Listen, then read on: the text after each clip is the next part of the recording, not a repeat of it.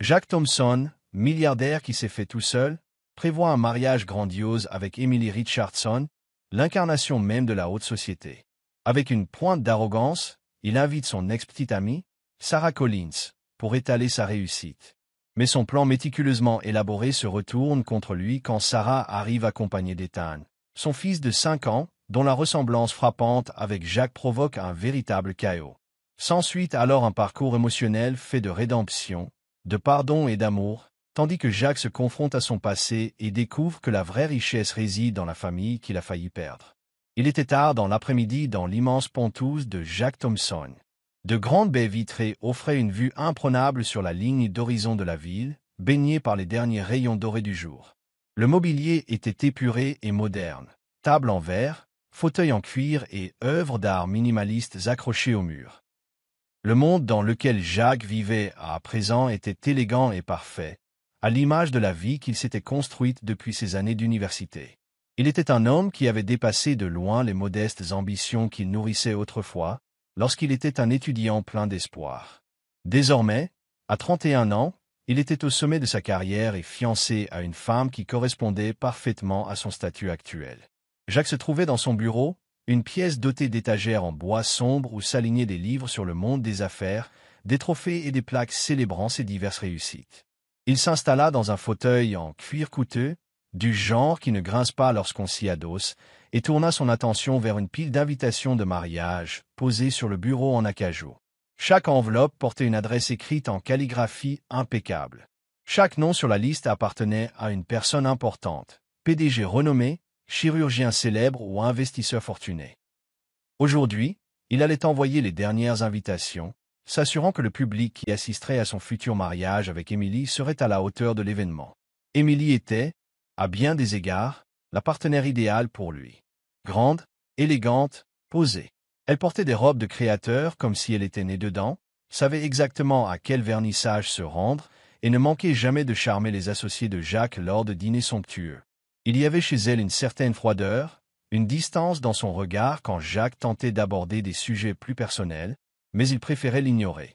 Il se disait qu'ils se comprenaient, tous deux valorisaient le succès, tous deux se souciaient de leur image, et tous deux voulaient que leur union prouve qu'ils avaient atteint le sommet de leur monde. Alors que Jack terminait de cacheter une autre invitation, son esprit se perdit dans le passé.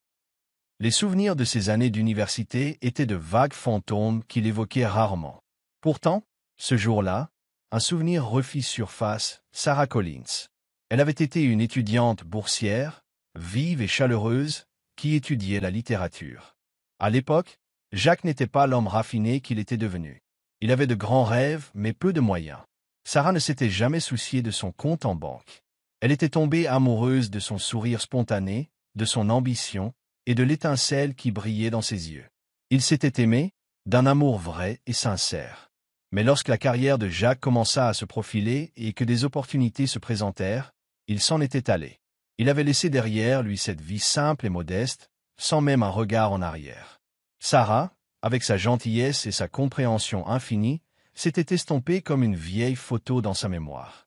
Et le voilà qui tenait la dernière invitation, portant son nom à elle. Un sourire narquois retroussa ses lèvres quand il la signa et la glissa dans l'enveloppe élégante. « Qu'elle voit ce qu'elle a raté ?» marmonna-t-il. Ces mots recelaient une forme de rancune, comme si l'invitation n'était pas qu'une simple courtoisie, mais un message adressé au passé, prouvant qu'il avait réussi. Que le jeune homme modeste et rêveur qu'elle avait connu était désormais un homme de pouvoir et de richesse. Il voulait que Sarah assiste au faste de son mariage, qu'elle comprenne qu'il était passé à des choses plus grandes et plus brillantes. Il l'imaginait foulant l'allée d'un lieu somptueux, au milieu de la haute société, se sentant soudain petite et insignifiante. La pensée lui procurait une satisfaction tordue. Peu de temps après, les invitations furent envoyées, et Jack passa dans le vaste salon pour retrouver Emily. Elle se tenait près de la fenêtre, vêtue d'une robe ajustée dont le prix dépassait largement le loyer mensuel de la plupart des gens. Elle tenait à la main une flûte de champagne, observant la ville en contrebas. Lorsqu'elle le vit, elle lui offrit un sourire discret, plus poli que passionné. « Tout est prêt ?» demanda Emily d'une voix nette.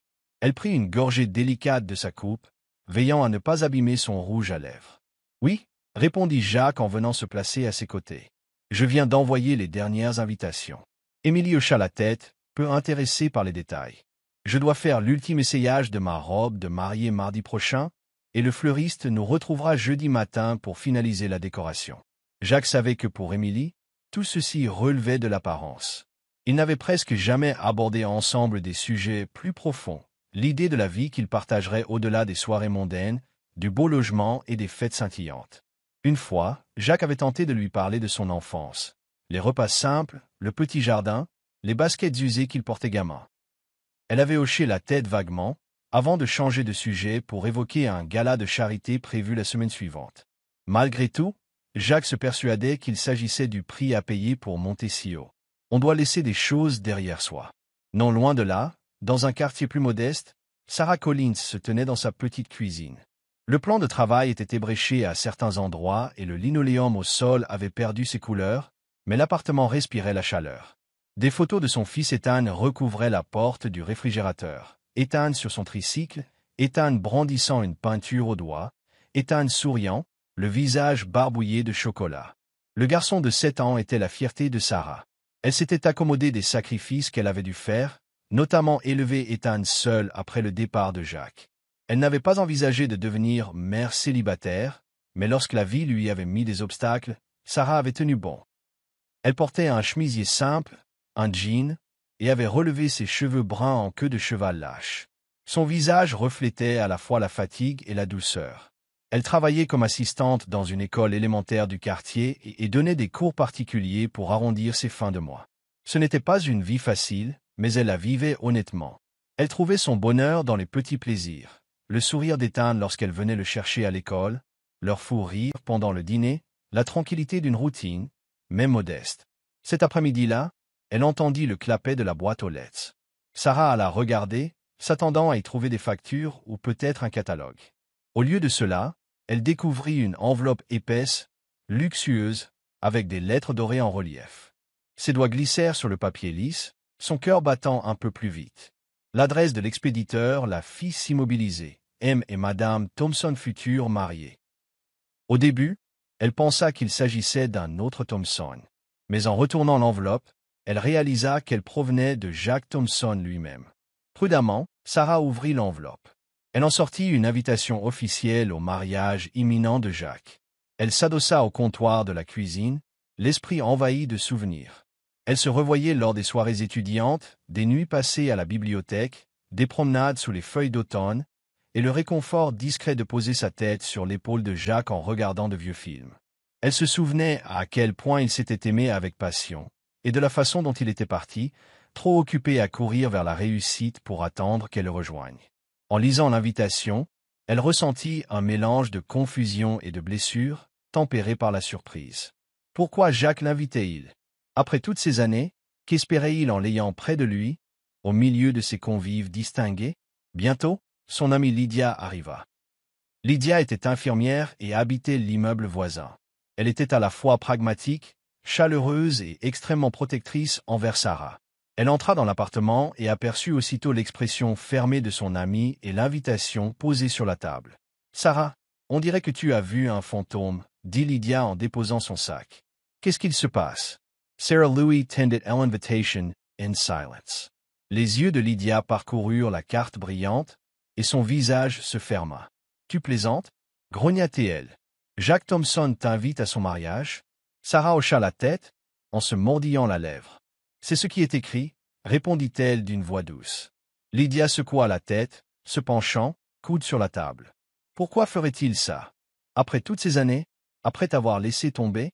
C'est juste pour te montrer à quel point il a réussi. » Sarah Sapira, le regard perdu. « Je ne sais pas pourquoi il veut que je sois là. Peut-être veut-il effectivement exhiber sa réussite et me rappeler ce que j'ai perdu. Mais ça m'importe peu. Je ne suis plus la même qu'avant. » Ethan entra dans la cuisine, ses yeux marrons pétillants de curiosité. « Maman, c'est qui Jacques Thompson? » demanda-t-il, la tête penchée sur le côté. Sarah lui sourit tendrement. « Juste un ancien ami de la fac, chérie, » dit-elle en choisissant ses mots avec soin. Elle n'avait jamais vraiment su comment parler de Jacques à Ethan. Elle n'avait rien caché, mais elle s'était contentée de réponses vagues. Jacques ne les avait jamais contactés, n'avait jamais fait la moindre tentative pour faire partie de la vie d'Ethan. C'était une blessure à laquelle Sarah s'était habituée. Plus tard dans la soirée, alors qu'Ethan était occupé à colorier sur la table de la cuisine, Lydia mit à chauffer une bouilloire de thé et abaissa la voix. « Tu ne comptes tout de même pas y aller » l'interrogea-t-elle. « Tu ne vas pas lui faire ce plaisir, Sarah? Il t'a abandonné, a refait sa vie dans la haute société et ne s'est jamais retourné. » Sarah croisa les bras. Son regard se posa sur Ethan, qui fredonnait doucement tout en cherchant le bon crayon de couleur. Le garçon avait le même sourire et la même façon de se tenir que Jacques. Il lui rappelait chaque jour l'existence de cet homme. « J'y ai réfléchi, admit Sarah. Quand il est parti, je n'ai jamais eu de vraies explications. Il s'est envolé et j'ai eu Ethan. J'ai organisé toute ma vie autour de mon fils. Mais peut-être qu'aujourd'hui, Ethan mérite au moins d'apercevoir l'homme qui est son père, ne serait-ce que de loin. Il a le droit de savoir d'où il vient. » Les yeux de Lydia s'écarquillèrent. « Sarah, tu ne dois rien à Jacques. Il t'a fait du mal. » Sarah acquiesça. « Je sais, je n'y vais pas pour lui. J'y vais pour Ethan. Je veux que Jacques voie ce qu'il a laissé derrière lui, pas pour me venger ou créer un scandale, mais parce qu'il devrait comprendre ce qu'il a perdu.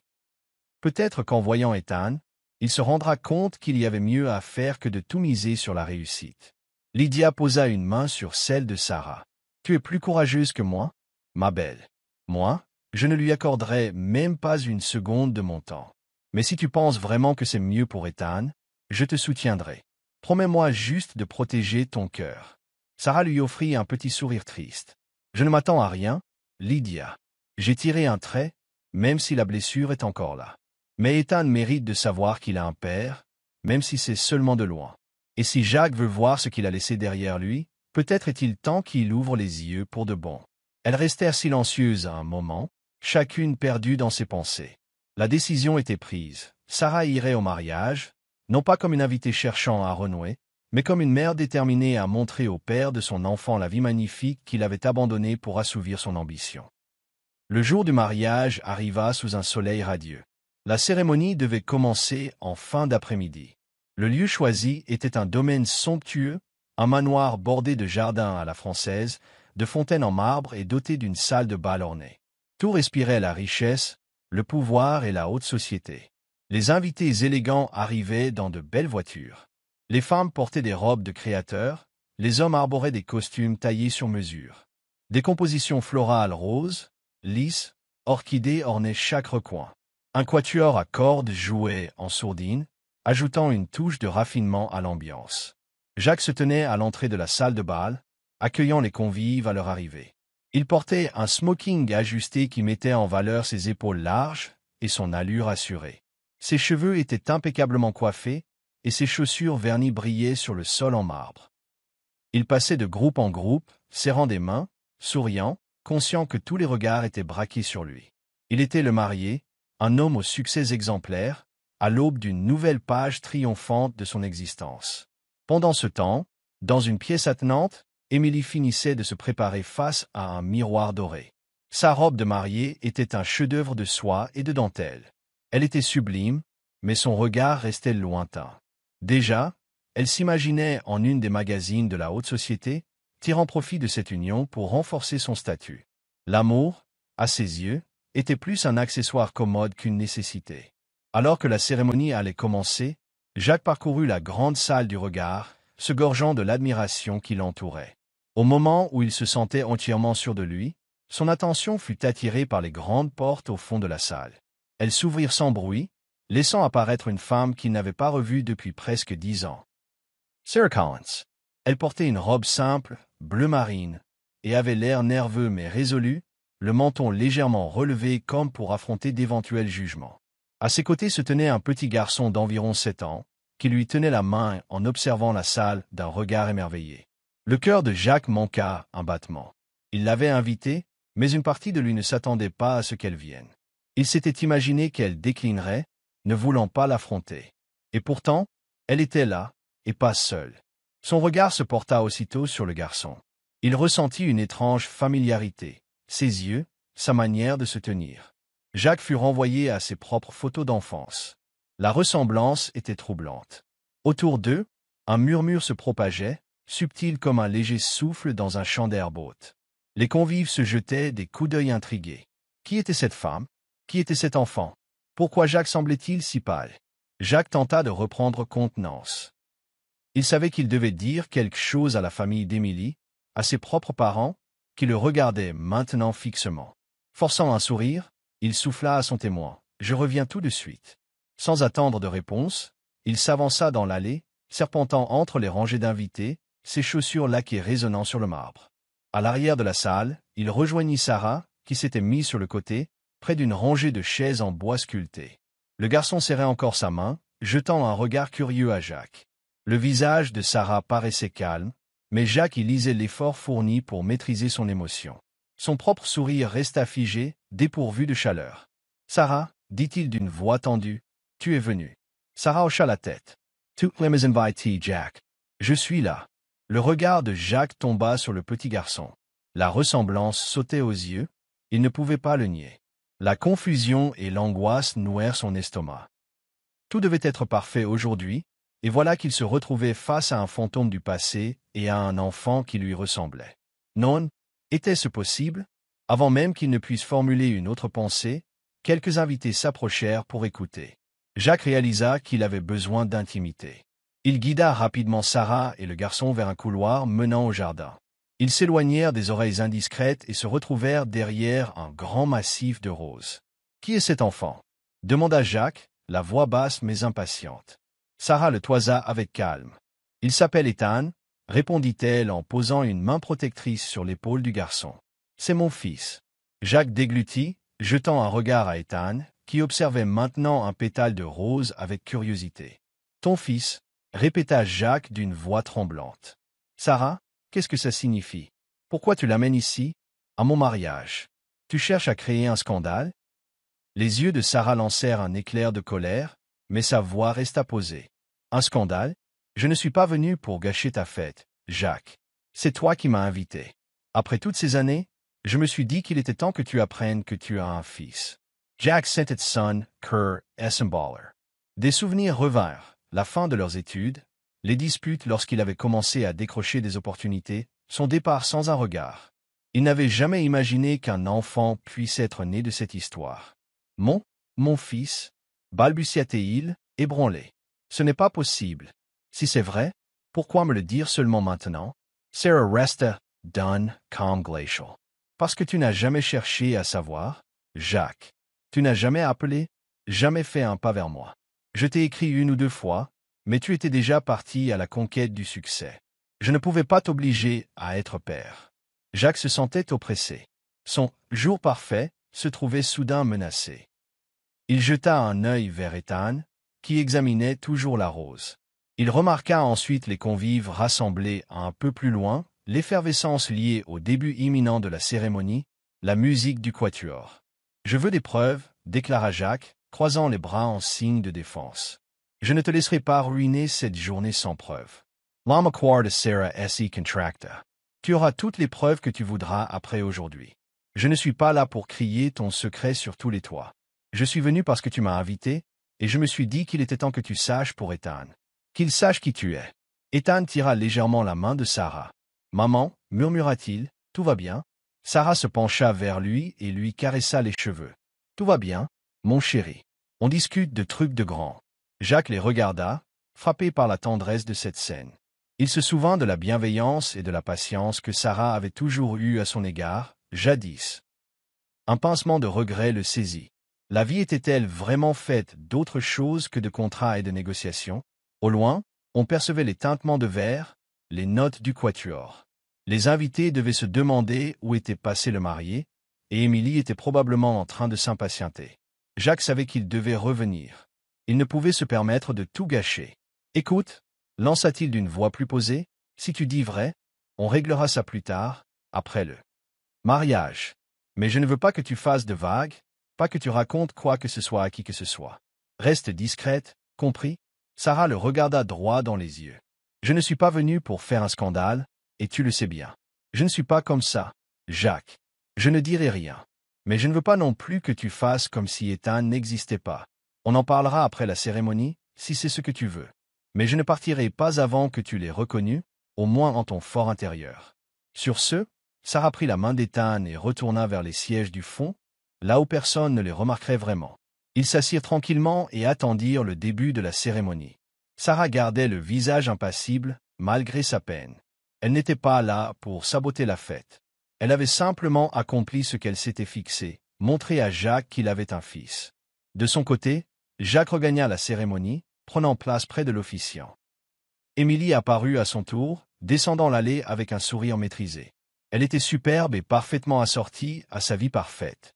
Pourtant, du coin de l'œil, Jacques voyait encore Sarah et Ethan, à l'arrière, silencieux. Il s'efforça de chasser ses pensées pour se concentrer sur son mariage, le sommet de ses ambitions. Mais à mesure qu'il récitait ses vœux, son esprit dérivait vers ce petit garçon qui lui ressemblait tant. Ethan, pouvait-il être vraiment son fils? Cette idée ébranlait tout ce qu'il croyait avoir bâti.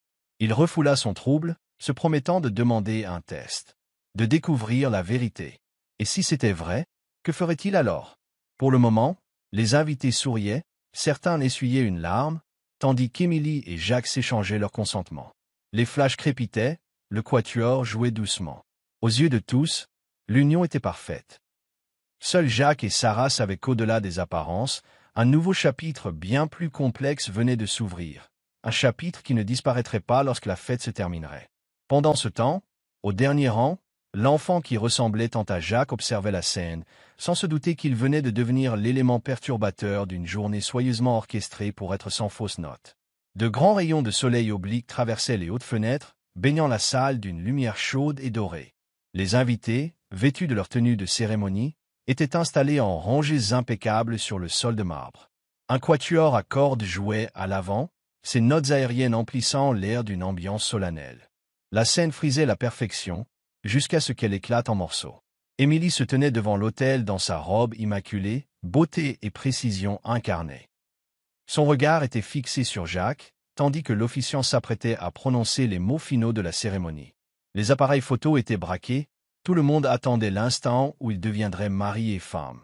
Mais Jacques, lui, se sentait soudain comme spectateur de sa propre vie, détaché, en apesanteur au-dessus de la scène. Quelques minutes plus tôt, l'apparition de Sarah et d'Ethan avait créé une faille dans sa bulle de certitude. Et alors qu'il se tenait devant Émilie, il apercevait encore, du coin de l'œil, Sarah au fond de la salle. Ses épaules crispées, le visage grave. À ses côtés, Ethan, sage, les yeux grands ouverts, inconscient du tumulte que sa présence suscitait. L'officiant se racla la gorge, demandant à Jacques s'il acceptait de prendre Émilie pour épouse. Jacques garda les yeux baissés un instant. Lorsqu'il releva la tête, ce ne fut pas pour prononcer le « oui » attendu. Le silence s'étira, et un murmure parcourut les rangs. Émilie tourna légèrement la tête, les traits de son visage se figèrent dans une expression d'incompréhension. Jacques ressentait la pression d'une centaine de regards posés sur lui. Il ouvrit la bouche, mais aucun son n'en sortit. Il revit Ethan, ce regard identique au sien, et Sarah, avec toute sa douceur d'autrefois. Il se rappela aussi ce jour où il était parti sans un mot, trop avide de réussir. Il se souvenait de ses appels à elle, restés sans réponse. De l'amour qu'ils avaient partagé, mais qu'il avait délaissé pour courir après un succès matérialiste. En observant Émilie, splendide et raffinée, il comprit qu'au fond, tout cela n'était qu'un accord mutuellement bénéfique, et non une histoire de véritable amour. Il n'y avait ni chaleur, ni passé commun pour les unir, juste l'intérêt de l'image qu'ils renvoyaient. « Je ne peux pas faire ça », lâcha enfin Jacques, la voix tremblante. Cette phrase, si simple, trancha le silence comme un couperet. Émilie, stupéfaite, écarquilla les yeux. L'officiant s'interrompit, les musiciens faillirent s'emmêler dans leurs notes, et la salle résonna de murmures. Émilie, hors d'elle, fixait Jacques comme s'il était devenu fou. « Qu'est-ce que tu racontes » articula-t-elle d'une voix blanche. « Je ne peux pas » répéta Jacques d'une voix plus assurée en reculant d'un pas, la tête secouée de dénégation. Il sentit l'atmosphère se charger d'électricité. Les joues d'Émilie virèrent au cramoisi, et son maquillage ne pouvait rien contre l'explosion de rage qui l'envahissait. « Tu préfères ces gens-là plutôt que moi, tout ce qu'on a construit » siffla-t-elle, les mots vibrants de colère. Jacques baissa la tête. Il se souvint des soirées où il ne parlait que d'affaires et d'invitations, des dîners mondains, des sourires protocolaires, sans jamais aborder le fond des choses, l'amour ou la famille. Son regard revint vers elle. Ce qu'on a construit, Émilie, On n'a rien construit d'autre que des apparences. Il n'y a ni foyer, ni projet réel. Je suis désolé. Le bouquet qu'elle serrait faillit se briser sous la pression de ses doigts. Les invités, debout, commentaient déjà, certains s'avançant comme pour capter chaque mot de cette scène inattendue. Des flashs crépitaient çà et là. Des proches d'Émilie paraissaient prêts à bondir pour exiger une explication. Mais Jacques en avait assez de se mettre en scène.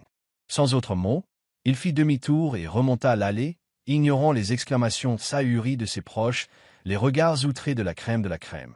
Il sortit de la salle, laissant Émilie figée, humiliée. Son père tenta de la rejoindre, tandis que les convives chuchotaient et que le wedding planait manquait de s'évanouir. Jacques savait qu'il venait de lui infliger une blessure profonde. Il se sentait coupable, mais aussi étrangement soulagé. Il venait de tourner le dos à une vie qu'il avait édifiée sur des illusions. À l'extérieur, le soleil brillait toujours.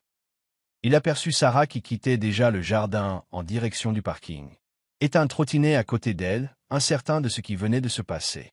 Elle tenait la tête haute, déterminée à partir sans faire de vagues. Jacques accéléra le pas, il ne pouvait pas les laisser s'éloigner sans explication. « Sarah !» l'interpella-t-il en se frayant un chemin parmi les invités éberlués qui s'étaient massés sur la terrasse pour comprendre la situation. Elle se retourna, le regard méfiant. Ethan observa l'homme qui l'appelait, puis leva les yeux vers sa mère. Jack ralentit, essoufflé. Il nota la façon dont Sarah posa la main sur l'épaule d'Ethan, dans un geste protecteur. « Sarah, je t'en prie, murmura-t-il d'une voix basse, j'ai besoin de comprendre. J'ai besoin de savoir la vérité. » Sarah, sur la défensive, rétorqua. « Tu as choisi une autre vie, Jacques. Il y a des années, tu m'as laissé, sans un seul regard en arrière. Et maintenant, le jour de ton mariage, tu exiges des explications? Je ne suis pas venu pour faire un numéro. Tu m'as invité, j'ai pensé qu'il était temps que tu connaisses ton fils. Maintenant, tu sais. Point final. » Jacques se rappela ce dernier soir à la fac, lorsqu'elle avait voulu discuter de leur avenir, craignant de le voir s'éloigner. Il se souvenait de ses vaines promesses de l'appeler, puis de ses nouvelles fréquentations, de son job accaparant, de la façon dont il avait laissé derrière lui son ancienne vie. Il revoyait la déception sur le visage de Sarah ce jour-là. « Je suis désolé », lâcha-t-il la voix brisée. « Je sais, c'est trop peu, trop tard. Mais je voudrais que tu comprennes, je ne savais pas pour lui. Si j'avais su, si tu m'avais dit. » Le regard de Sarah s'enflamma. « J'ai essayé, Jacques. J'ai tenté de t'appeler, j'ai écrit à tes parents. Tu étais injoignable. Les années ont passé, et j'ai compris que tu m'avais définitivement rayé de ta vie. Je ne voulais pas qu'Ethan se sente un fardeau, alors je l'ai élevé sans toi. On s'en est très bien sorti. » Elle caressa les cheveux d'Ethan, qui la regardait maintenant d'un air interrogateur. Jacques sentit sa gorge se serrer. Il voulut demander « Est-ce qu'il est en bonne santé? Est-ce qu'il est heureux? Que aime-t-il faire? Rit-il comme moi ?» Mais aucun mot ne sortit. « Est-ce qu'il va bien ?» demanda-t-il finalement à voix basse. « Est-ce qu'il est heureux? » Sarah se raidit. « C'est mon fils, Jacques. Je fais tout pour qu'il soit heureux. Autant que possible pour un enfant qui n'a jamais connu son père.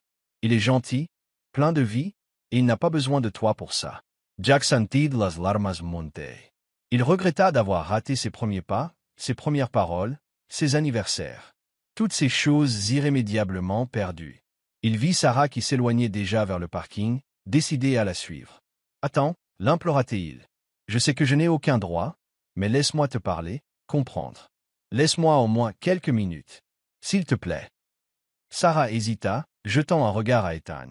Le garçon commençait à s'agiter, percevant la tension. « Maman, on rentre à la maison? Bientôt, mon chéri, » répondit Sarah doucement.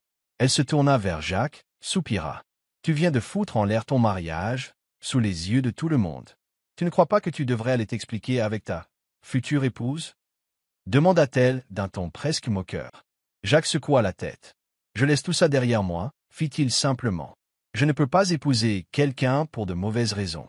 Pas alors que je viens de découvrir ce que j'ai réellement manqué. » Il passa une main tremblante dans ses cheveux, cherchant ses mots. « Sarah, je sais que je ne mérite rien, mais est-ce qu'on peut en parler ailleurs, plus calmement, toi, moi et Ethan? Je veux comprendre, savoir comment devenir un père pour lui, si tu me laisses cette chance. » Sarah avait le visage fermé. « Tu t'attends à ce que je te fasse confiance, comme ça, du jour au lendemain? Après que tu nous as abandonnés, Ethan et moi. Jack sentit ses épaules s'effacer. Je ne peux pas effacer mes erreurs, admit-il d'une voix étouffée. Mais je voudrais essayer. Au moins pour lui. S'il te plaît, laisse-moi une chance d'écouter, d'apprendre à le connaître. Je ferai tout mon possible pour être là cette fois. Sarah jeta un nouveau regard à Ethan qui contemplait un massif de roses, ignorant qu'il était la raison d'une révolution dans la vie de Jacques. Son cœur à elle s'entrechoquait, elle avait beaucoup souffert de l'abandon de Jacques. Elle s'était reconstruite seule, bâtissant pour Ethan un univers stable et aimant. Devait-elle vraiment laisser Jacques y entrer?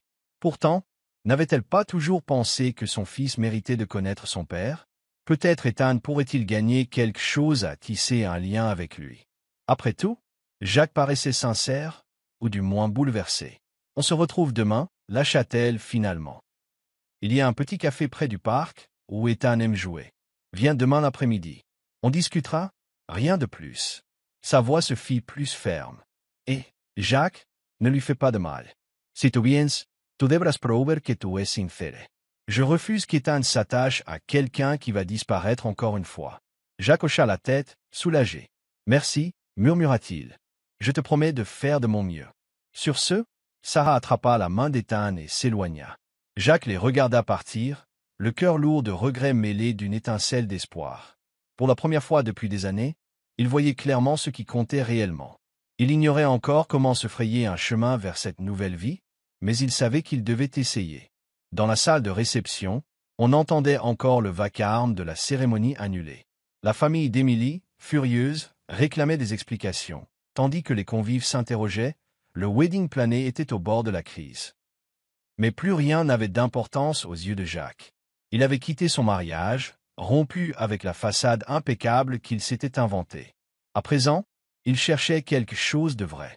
Il se détourna du manoir et prit le chemin de son appartement, repensant à Sarah, à ce jour où il l'avait laissée, aux émotions qu'il lisait dans ses yeux. Désormais, il porterait le fardeau de son regret en espérant qu'il l'aiderait à avancer. Le lendemain après-midi, le ciel était d'un bleu pâle, parsemé de nuages cotonneux. Jacques arriva au petit café dont Sarah avait parlé, tout près d'un parc calme où des enfants couraient en riant, sous l'œil bienveillant de parents assis sur des bancs. Le café, simple et accueillant, affichait un menu inscrit à la craie. Un parfum de café fraîchement moulu et de pâtisserie flottait dans l'air. Jacques était nerveux.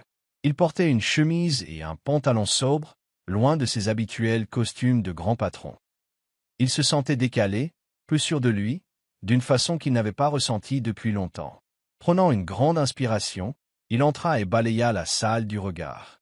Quelques clients sirotaient un café ou lisaient le journal. Dans un coin, près d'une fenêtre donnant sur le parc, Sarah était assise avec Ethan. Elle releva les yeux à son arrivée. Vêtue d'un chemisier léger et d'un jean, elle semblait à la fois simple et gracieuse. Ethan, lui, grignotait un cookie tout en observant les enfants à l'extérieur. Jacques remarqua qu'une chaise vide l'attendait. Il avança lentement, le cœur battant à tout rompre. « Bonjour », dit-il doucement en tirant la chaise pour s'asseoir. Sarah hocha la tête, le visage indéchiffrable. Ethan tourna la tête, intrigue. « Bonjour », répondit le garçon, la bouche à moitié prise par son cookie. Jack esquissa un petit sourire. « Bonjour, Ethan. Ça me fait plaisir de te revoir. » Ethan leva les épaules, l'air un peu timide. Sarah S.E. racla la gorge. « Tu voulais qu'on discute ?» dit-elle en joignant les mains sur la table. Jacques la regarda, cherchant à exprimer sa sincérité. « Je sais que j'ai tout bouleversé hier, » reconnut-il à mi-voix. « J'ai surpris tout le monde, moi y compris. J'ai fait souffrir Émilie, ma famille est choquée, et j'ai ruiné un événement que j'avais moi-même organisé. Mais en voyant Ethan, j'ai pris conscience qu'il y avait plus important que la façade que je m'efforçais de maintenir. J'ai compris que j'allais passer à côté de l'essentiel. » Sarah fronça légèrement les sourcils. « Ce n'est pas qu'une prise de conscience passagère, Jacques. Il s'agit de savoir si tu comprends vraiment tout ce que tu as manqué. J'ai élevé Ethan seul. Ce n'est pas un trophée ou un projet qu'on peut reprendre à sa guise. C'est un enfant avec sa vie, ses émotions, dont tu as été absent. » Jacques acquiesça, conscient du poids de ses mots. « Je le sais, » répondit-il doucement. « Je sais que je ne peux pas prétendre être papa du jour au lendemain. Je ne le mérite pas, mais j'aimerais essayer. Si tu m'y autorises, j'aimerais apprendre à le connaître, découvrir ce qui le passionne, ce qui le fait rire, ce qu'il souhaite pour l'avenir. Ethan, jusqu'alors concentré sur son cookie, baissa celui-ci pour dévisager Jacques. On lisait des questions dans ses yeux d'enfant. Il chercha du regard sa mère, qui lui répondit calmement. « Ethan, voici Jacques. C'est ton papa. » Le visage du garçon s'éclaira de surprise. Le monde sembla se figer. Il avait déjà interrogé sa mère sur son père, et elle avait évoqué quelqu'un de lointain, expliquant que parfois les adultes ne restent pas ensemble. Mais là, il était devant lui. « Tu es mon papa ?» demanda-t-il, la voix tremblante. Les yeux de Jacques s'humidifièrent. « Oui, Ethan, répondit-il tout bas. Et je suis désolé d'avoir mis si longtemps à te trouver. » Ethan fixa son cookie, semblant digérer la nouvelle. Il ne pleura pas, il ne cria pas, il réfléchit simplement, en silence. Après un instant, il demanda « Pourquoi tu n'étais pas là avant ?» La gorge de Jack s'y serra. Comment expliquer des années d'égocentrisme, de priorités mal placées et d'absence? J'ai fait des erreurs, reconnut-il. J'étais trop concentré sur mon travail et je n'ai pas fait l'effort de rester en contact avec ta maman. Je regrette vraiment. Ethan acquiesça, comme s'il évaluait la réponse. Sarah retenait son souffle, prête à intervenir si quelque chose tournait mal. Mais Jacques affichait une humilité et une sincérité palpables, ce qui, pour un enfant, est souvent plus important que tout. « D'accord » fit finalement Ethan, l'air pensif. Il n'avait pas encore totalement compris, mais en tant qu'enfant, il gardait la capacité de faire confiance, de donner une seconde chance. Sarah s'éclaircit la voix. « Si tu veux faire partie de sa vie, tu devras respecter certaines règles. Être présent quand tu le promets, éviter toute situation qui le perturberait, et ne pas bouleverser son quotidien. Je ne sacrifierai pas son équilibre. C'est clair ?» Jacques hocha la tête, sincère. « Bien sûr. Je veux montrer que j'y tiens vraiment, pas juste par culpabilité ou remords passagers. » Sarah l'observa, décelant dans son regard une volonté réelle. Ils convinrent que Jacques commencerait par de petits pas. Assister aux entraînements de foot d'Ethan, aider aux devoirs le week-end si le planning le permettait, et augmenter peu à peu son implication, selon l'aisance du garçon. Les jours qui suivirent furent maladroits, ponctués de moments touchants. Jacques se rendit un samedi au match de foot d'Ethan, se postant timidement sur la touche tandis que Sarah s'asseyait sur les gradins métalliques. Lorsque, par chance, Ethan marqua un petit but, Jacques applaudit fort, ce qui fit sourire le garçon, un peu gêné mais heureux. Après la rencontre, Jacques s'accroupit à la hauteur d'Ethan. « Tu as été génial.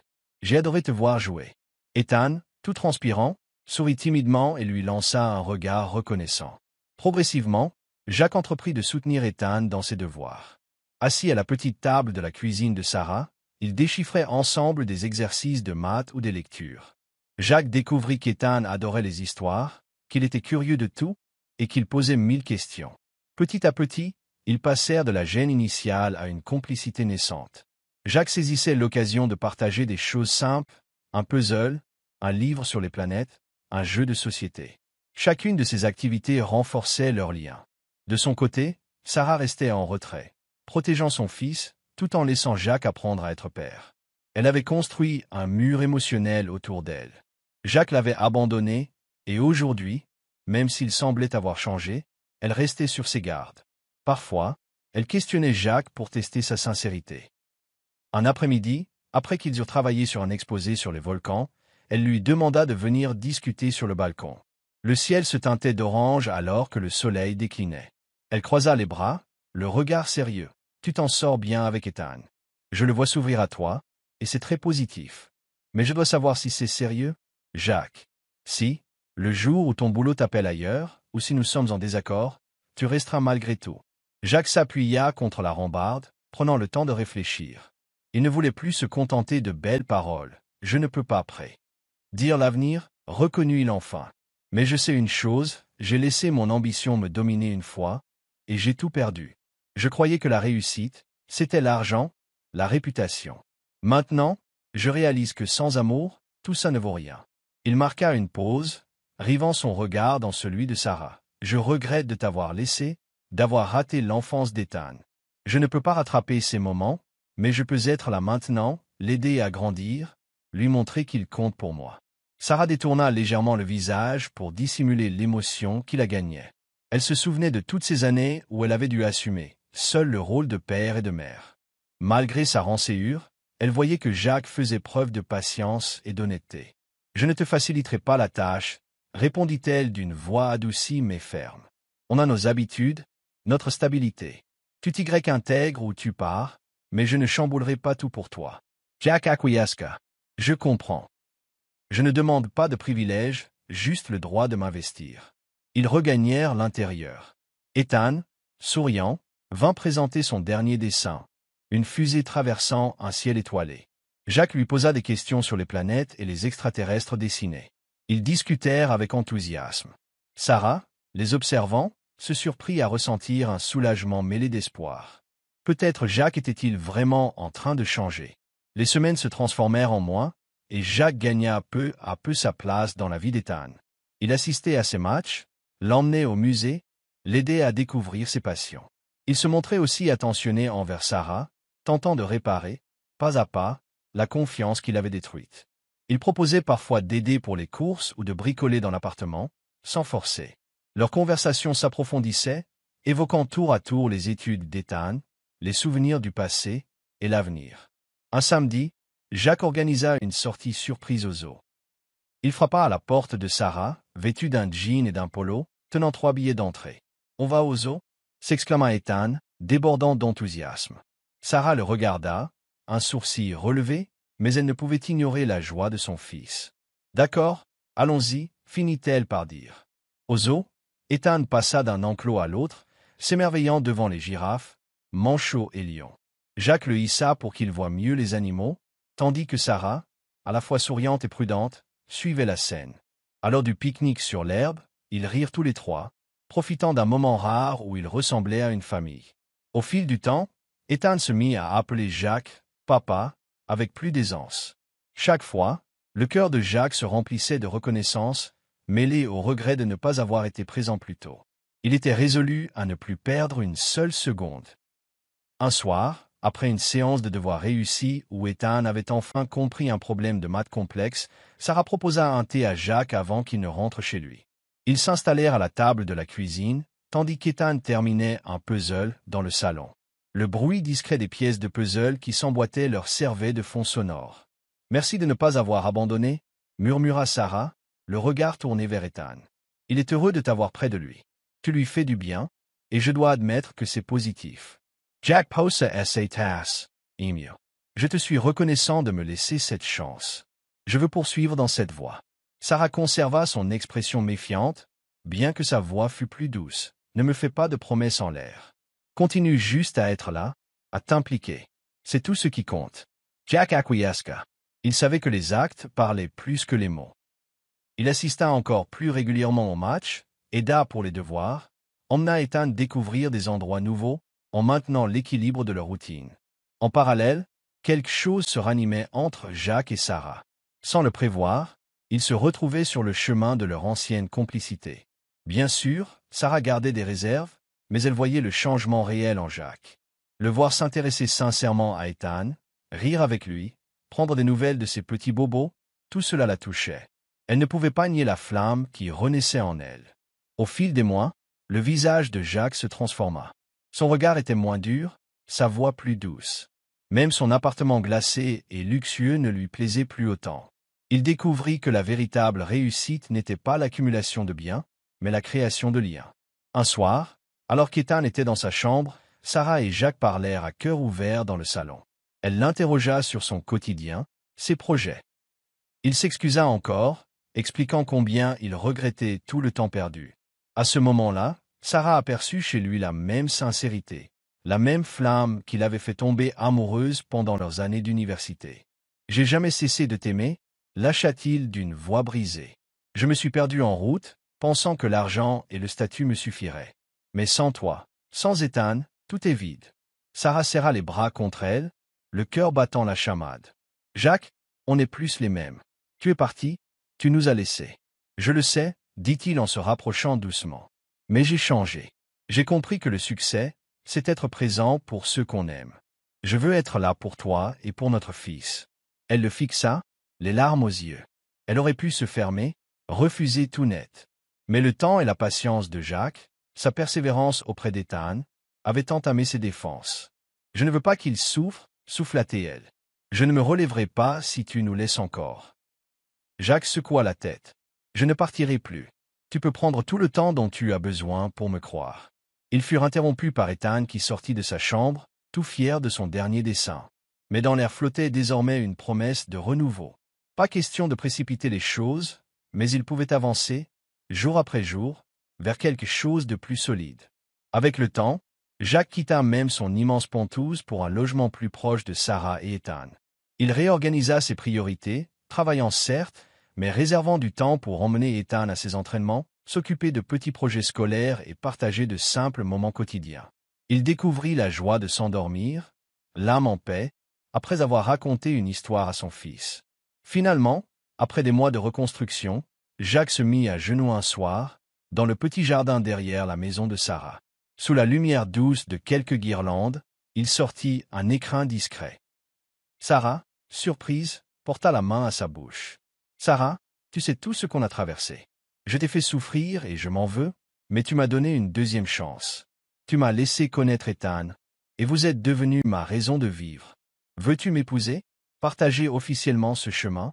Les yeux de Sarah se remplirent de larmes, son cœur chavira. Elle se souvenait de la douleur, de la solitude, mais aussi de la persévérance de Jacques pour se racheter. « Oui, » souffla-t-elle, la voix éraillée par l'émotion. « Oui, Jacques, je veux t'épouser. » Jacques glissa la bague à son doigt, et ils s'étreignirent. Ethan, qui observait en cachette, jaillit de la maison pour sautiller autour d'eux. Les rires fusèrent, mêlant trois voix en une. Le lendemain, ils célébrèrent leur fiançailles chez Sarah, en toute simplicité, avec un dîner familial. Les parents de Sarah, présents, virent à quel point Jacques avait changé. Il reconnut ses erreurs, expliqua avoir recherché la réussite matérielle avant tout, et remercia Sarah de lui avoir permis de comprendre que le véritable succès était ailleurs. Touchés, les parents donnèrent leur bénédiction, constatant que Jacques aimait réellement leur fille et leur petit-fils. 2 ans plus tard, par une chaude journée d'été, Jacques et Sarah se marièrent lors d'une cérémonie simple et intime dans leur jardin. Sans faste ni apparat excessif, juste entourés de proches et d'amis sincères. Des chaises furent disposées sur la pelouse, décorées de fleurs des champs et de guirlandes lumineuses. Ethan, tout fier dans son petit costume, apporta les alliances. Sarah descendit l'allée au bras de son père, sublime dans une robe fluide, et Jacques l'attendait sous un vieux chêne. Lorsqu'il prit la parole, il dit « J'ai cru autrefois que la vie se résumait à grimper les échelons de la réussite. Je suis arrivé en haut, seul, et j'y ai trouvé le vide. Puis je suis revenu, et j'ai découvert la seule chose qui compte vraiment, l'amour d'une femme forte et généreuse, et le sourire d'un garçon extraordinaire qui m'a appris ce que c'est, être père. Aujourd'hui, je promets de chérir cet amour, de protéger cette famille, et de ne jamais la tenir pour acquise. » Sarah, les larmes aux yeux, répondit en souriant. « Jacques, nous avons traversé des orages et des jours de soleil. Nous nous sommes vus dans nos pires et nos meilleurs moments. Devant ceux qu'on aime, je te choisis, non pour tes réussites, mais pour ton cœur. Avançons ensemble, en famille. » Ils échangèrent les anneaux, et Ethan, pris d'un élan spontané, les serra tous deux dans ses bras. Les applaudissements fusèrent, et, en cet instant, tous trois formèrent un cercle d'amour. La réception qui suivit fut à l'image de leur voyage. Simple, joyeuse, pleine de rire. Famille et amis trinquèrent à leur bonheur, partagèrent des anecdotes. Jacques dansa avec Sarah sous le ciel étoilé, tandis qu'Ethan tournait autour d'eux, exalté. Pour la première fois, Jacques se sentait pleinement comblé, non pas par l'orgueil ou l'argent, mais par la chaleur d'un foyer. Peu après, ils partirent en voyage en famille, sur les îles Galapagos, car Ethan adorait la nature et rêvait de voir des tortues géantes et des fous à pieds bleus. Sur le pont du petit bateau, bercé par le vent marin, ils observèrent la faune rare. Ethan s'extasiait, Sarah riait aux éclats, et Jacques tenait leurs mains, savourant chaque instant. Il repensa au chemin parcouru, l'homme avide qu'il était, qui avait tout sacrifié à son ambition, puis la route de la rédemption. Il savait désormais que la vraie richesse se mesurait à l'amour qui unissait les êtres. Il regarda Sarah, puis Ethan, et sourit. La vie, ce n'est pas ce que l'on possède, mais avec qui on le partage. Sarah s'appuya contre lui. Ethan, collé à eux, formait avec ses parents un cocon de chaleur au milieu de l'océan. Tandis qu'il voguait vers l'inconnu, Jacques sut que, quelles que soient les épreuves à venir, ils les affronteraient ensemble, pour toujours.